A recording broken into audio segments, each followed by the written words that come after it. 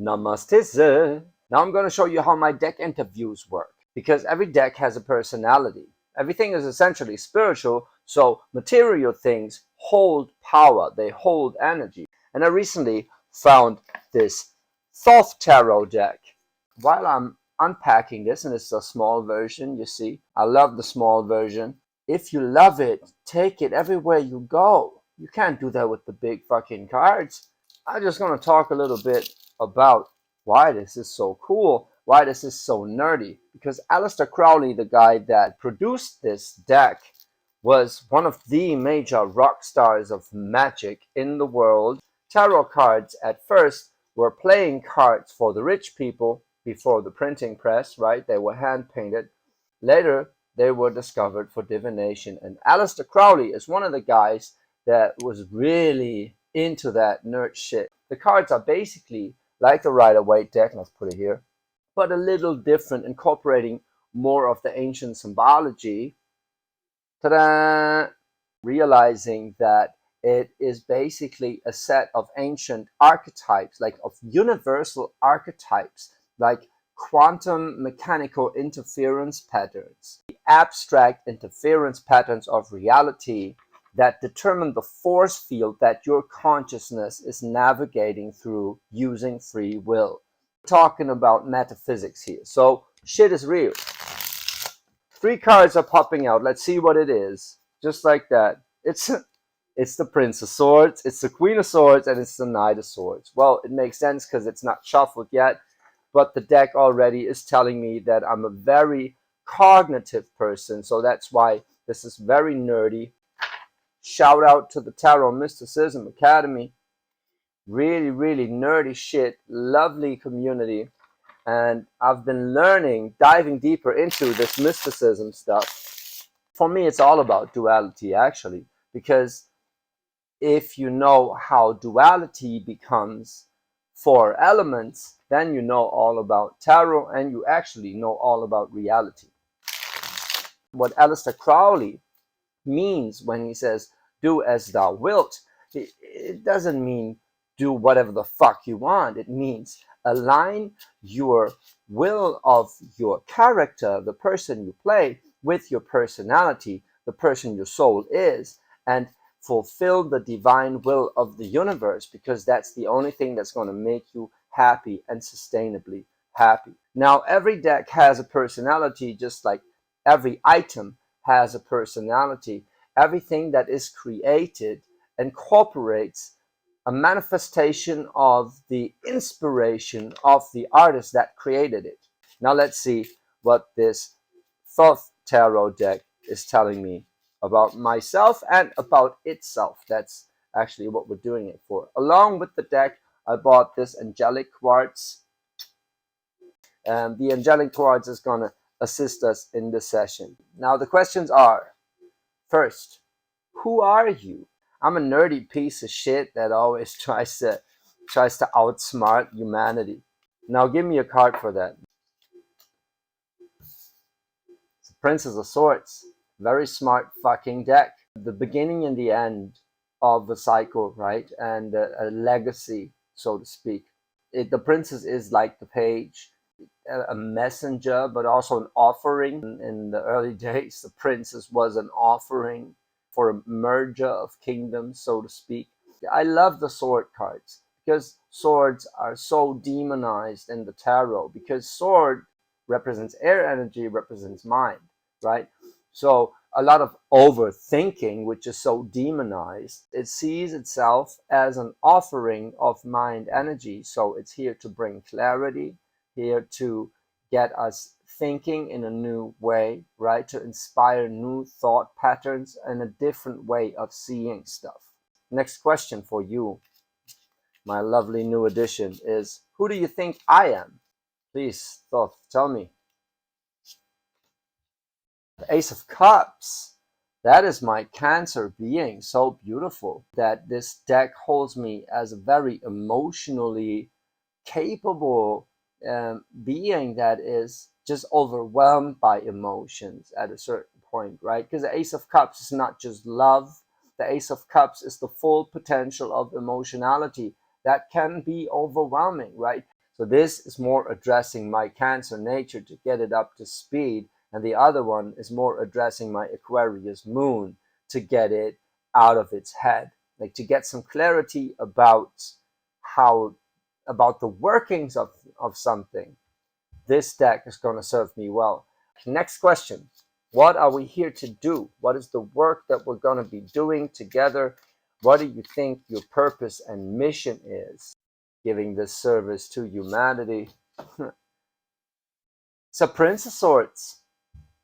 It's all about clarity. Again, it's all about clarity. And you see I've been shuffling, right? Like I said, it's mind energy. This deck is all about the mind and how the mind works. That's why it's so nerdy. It's not just like I'm putting cards on the table, telling you nothing about them and telling you, yeah, he's going to call you back. No, fuck that shit. I'm here to analyze the universe and break it down to its simplest parts to understand it better and to grasp it. But if you come up to me and say, all is love, I'm like, no, all is energy. Love is the phenomenon of you feeling energy pouring in. So that increase of energy is what you feel as love, and the decrease of energy is what you feel as pain or suffering. If you love unconditionally and if you love everything unconditionally, you're fucking God, right? Then you've tapped into God consciousness. And then when it comes down to it, the moment you're an individual and you have preferences, that's the moment you will love conditionally. So it all depends on the meta level that you're arguing about, that you're trying to analyze. And this deck here, that is so the energy of this deck. It's the Princess of Swords and the Prince of Swords being like, your Ace of Cups is nice, but have you thought about it this way? Let's get some clarification on that, how it is dignified. I'm not going to shuffle for this. It's the worry and the strife. So it's the Five of Discs and the Five of Wands. I'm going to show you the Five of Discs and the Five of Wands. It's very passionate about finding the root cause for pain, finding the root cause for how changes, five, occur in this reality. Pentacles, discs. And this is funny that it's both fives, right? The Prince of Swords tries to find out how changes occur, right? How conflicts of interest with the Five of Wands and how changes in reality. So our idea of success changing works, right? And how these interrelate. So whenever I'm in a big change and I really need some clarity about what the fuck is happening, please give me an insight I can work with, right? This deck is gonna cut to the chase. Moving on to my favorite questions in the deck interview is, what is your favorite card? Deck, tell me, what is your favorite card within your set of archetypes here? Dominion. The Two of Wands. Making a decision, right? Going for what you want, making a plan about what you want, right? Why is it not the Ace of Wands? If it is a wand card that this deck loves so much, well, the Ace of Wands is a sheer impulse. It only tells us that something is starting and you have an impulse, but you don't exactly know where to go.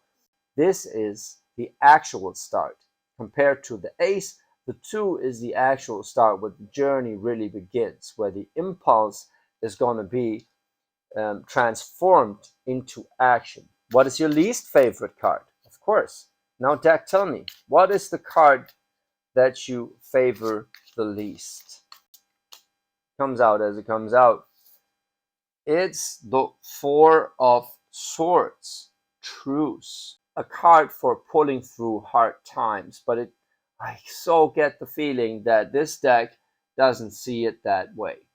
Why is it the least favorite card of the deck? Yeah, because the deck thinks that whenever this card pops up, people kind of don't get the message, and the least favorite card kind of points to a common misunderstanding with the meaning of the card. It's more about the basic interpretation of the energies coming together. So a 4 is for stability. So a 4 of swords means that you figured it out. It's your thoughts coming together and all your thoughts pointing into one direction. You see this, right?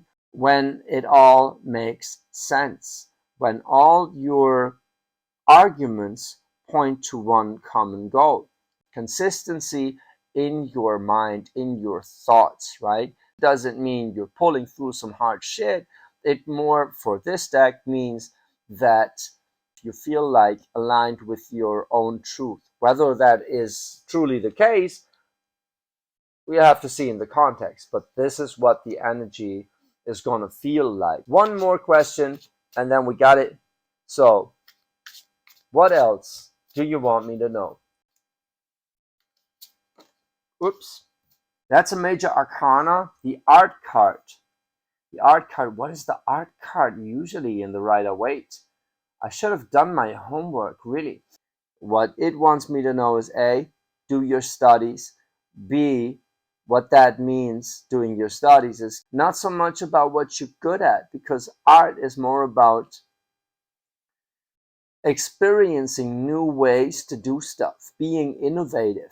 It's more just what I gain from it, what art means to me. What this image is showing me is like, put together all the ingredients and try something new. Make an experiment of it. That's what art is all about. So that's very interesting.